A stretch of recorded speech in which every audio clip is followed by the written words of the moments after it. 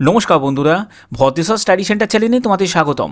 Post office GDS নিয়োগ 2024-এর একটি গুরুত্বপূর্ণ আপডেট দেব, যেখানে তোমাদের একটি গুড নিউজ এবং একটি ব্যাড নিউজ থাকছে। সম্পূর্ণ ব্যাপারটা তোমাদের কাছে ক্লিয়ার করব।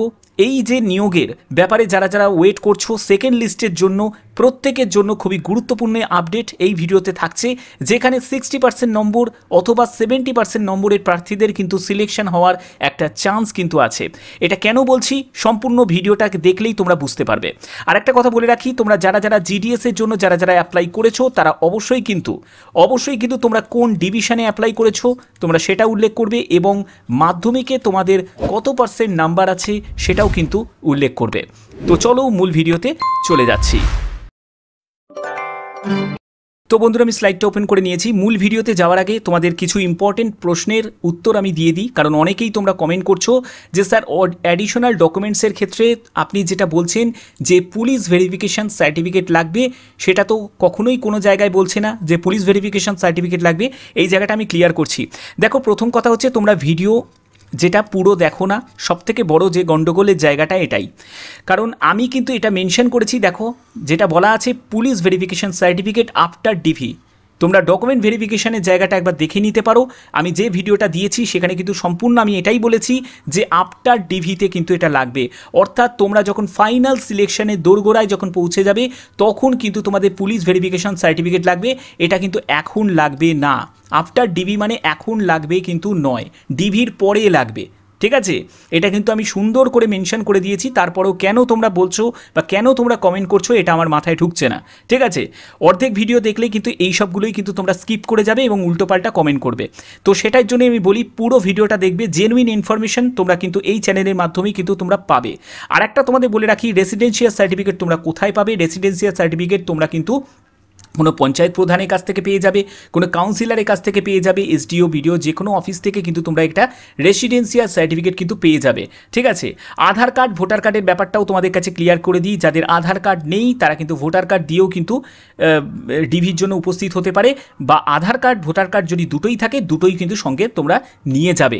ফটোর ব্যাপারটাও আমি একটু ক্লিয়ার করে দিই যে ফটোর ব্যাপারে যে ক্ষেত্রে তোমাদের একটা কনফিউশন কিন্তু আছে। আমি কদিন আগে দুটো কিন্তু কমেন্ট পেয়েছি যে অনেকে বলছো যে স্যার আমি যে ছবিটা দিয়ে আবেদন করেছি সেই ছবিটা কি আমাকে ডকুমেন্ট ভেরিফিকেশানের সময় নিয়ে যেতে হবে? নিশ্চয়ই সেটাই তোমাকে নিয়ে যেতে হবে। যে ছবিটা তুমি আপলোড করেছো যে আবেদন করার সময়, সেই ছবিটাই কিন্তু তোমাদের লাগবে। ঠিক আছে, আচ্ছা এই হচ্ছে তোমাদের ইনফরমেশান। আর তোমাদের যেসব ডকুমেন্টসগুলো লাগবে না আমি সেগুলোও তোমাদের কাছে ক্লিয়ার করে দিচ্ছি।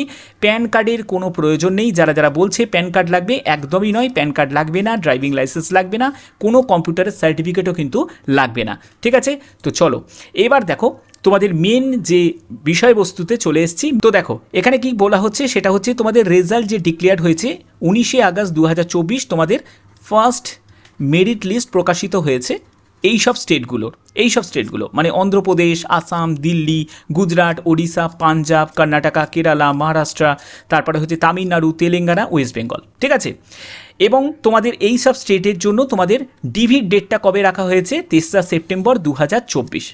ঠিক আছে, আদার স্টেটের ক্ষেত্রে কি হয়েছে? আদার স্টেট পরবর্তী আবার বেরোলো, সেটা 22শে আগস্ট 2024, তোমাদের 3 দিন পরে। ঠিক আছে, 3 দিন পরে কিন্তু আদার স্টেটে তোমাদের বেরোলো, যেখানে তোমাদের ডিভির ডেট 6ই সেপ্টেম্বর 2024। আগের ক্ষেত্রে 3রা সেপ্টেম্বর, এই আদার স্টেটগুলোর ক্ষেত্রে হচ্ছে 6ই সেপ্টেম্বর 2024, যেখানে হচ্ছে বিহার, ছত্তিশগড়, হিমাচল প্রদেশ, ঝাড়খণ্ড, মধ্যপ্রদেশ, নর্থ ইস্ট, রাজস্থান, উত্তরাখণ্ড এবং উত্তরপ্রদেশ। এর মধ্যেও আবার দুটো স্টেটের কিন্তু এখনও পর্যন্ত রেজাল্ট ডিক্লেয়ার করেনি, ফার্স্ট মেরিট লিস্ট কিন্তু ডিক্লেয়ার করেনি। তো এবার দেখো, আগে তোমাদের যে দুঃখের খবর মানে যেটা ব্যাড নিউজ সেটা আমি তোমাদের ক্লিয়ার করি। দেখো 2023-এ কী হয়েছিল? 2023-এ কিন্তু সবকটা স্টেটের কিন্তু একসাথে রেজাল্ট ডিক্লেয়ার করেছিল। ঠিক আছে, সবকটা স্টেটের একসাথে রেজাল্ট ডিক্লেয়ার করেছিল। এই স্টেটের একসাথে রেজাল্ট ডিক্লেয়ার করলে যেটা সুবিধা হয় সেটা হচ্ছে প্রত্যেকটা মেরিট লিস্ট তুমি একসাথে তুমি দেখে নিতে পারছো যে সবকটা স্টেটের। আমি শুধু তুমি ওয়েস্ট বেঙ্গল দিয়ে বিচার করলে চলবে না, তোমার স্টেটের আগে বেরোলো, অন্য স্টেটের পরে বেরোলো, এটা তো হতেই পারে যে অন্য স্টেটেও কি আবেদন করেছে, ওয়েস্ট বেঙ্গল থেকেই কেউ আদার স্টেটে আবেদন করেছে। ঠিক না, যেটা একদমই কাম্য নয়। এর ফলে কি হলো, তোমাদের যে লিস্টগুলো এবং ডিভির ডেটগুলো এগুলো কিন্তু আলাদা হচ্ছে। তোমরা দেখো ফার্স্ট যে লিস্ট বেরোলো এইসব স্টেটগুলোর ডিভির ডেট 3রা সেপ্টেম্বর, এই যে স্টেটগুলো, আদার স্টেটগুলো, এই সব স্টেটগুলোর হচ্ছে তোমাদের ডিবির ডেট হচ্ছে 6ই সেপ্টেম্বর। ঠিক আছে, একসঙ্গে যদি বেরোতো তাহলে 3রা সেপ্টেম্বরই সবকটা স্টেটের একসঙ্গে হয়ে যেত। ব্যাপারটা ছিল 2023-এ কিন্তু এই ঘটনাটা ঘটেছিল, ঠিক আছে, কিন্তু 2024-এ ব্যাপারটা গেল ঘেঁটে।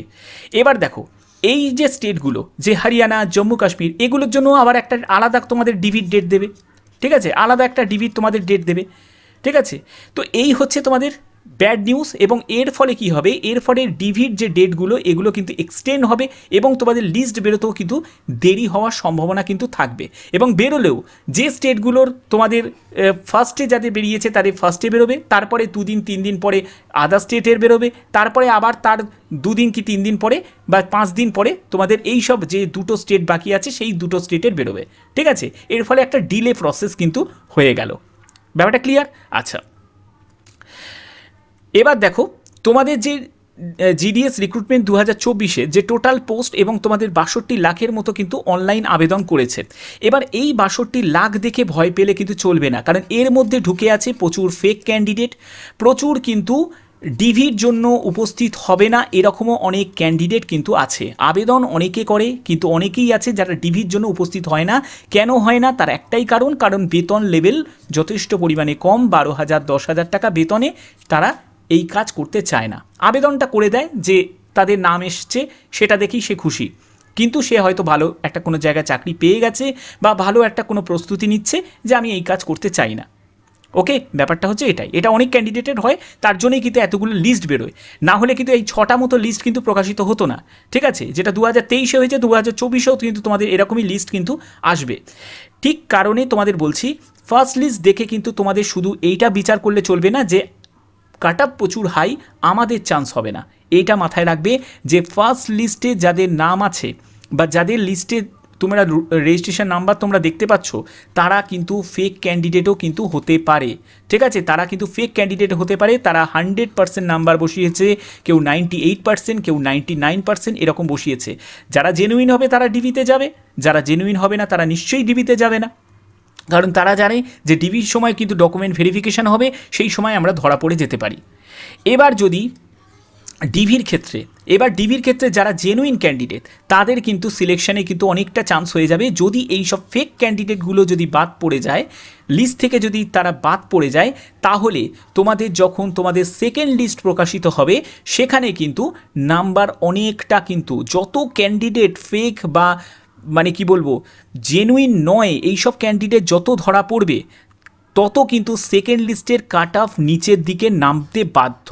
সেকেন্ড লিস্টের কাট অফ নিচে নামতে বাধ্য, সেখানে 60% 70% নম্বরের প্রার্থীদেরও কিন্তু সিলেকশন হওয়ার চান্স কিন্তু সব থেকে বেশি থাকবে, সে যতই সে ফেক ক্যান্ডিডেট থাকুক না কেন, ঠিক আছে। এটাই কিন্তু তোমাদের মেন হতে পারে এবং হওয়ার সম্ভাবনা কিন্তু থাকবে। আমি বলছি, তার জন্যই বলছি, প্রতিটা লিস্ট কিন্তু সুন্দরভাবে তোমাদের চেক করতে হবে।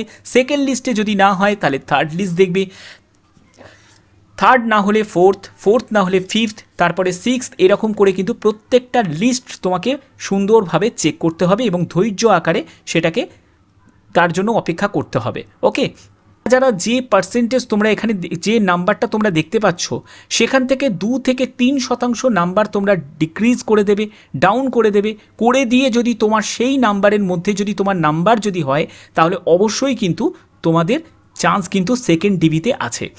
অর্থাৎ এই আশাটা তোমাকে রাখতে হবে যে যদি তোমার নাম্বার ঠিকঠাক থাকে তাহলে অবশ্যই কিন্তু চান্স কিন্তু আছে, এবং পরবর্তী যা কোনো ইনফরমেশান আসবে অবশ্যই কিন্তু আমার চ্যানেলের মাধ্যমে তোমরা সেটা জানতে পারবে। তার জন্য চ্যানেলটাকে অতি অবশ্যই কিন্তু তোমরা সাবস্ক্রাইব করে রাখবে, বেল আইকনটাকে অল করে রাখবে। তো এখনের মতো এইটুকুই, টাটা।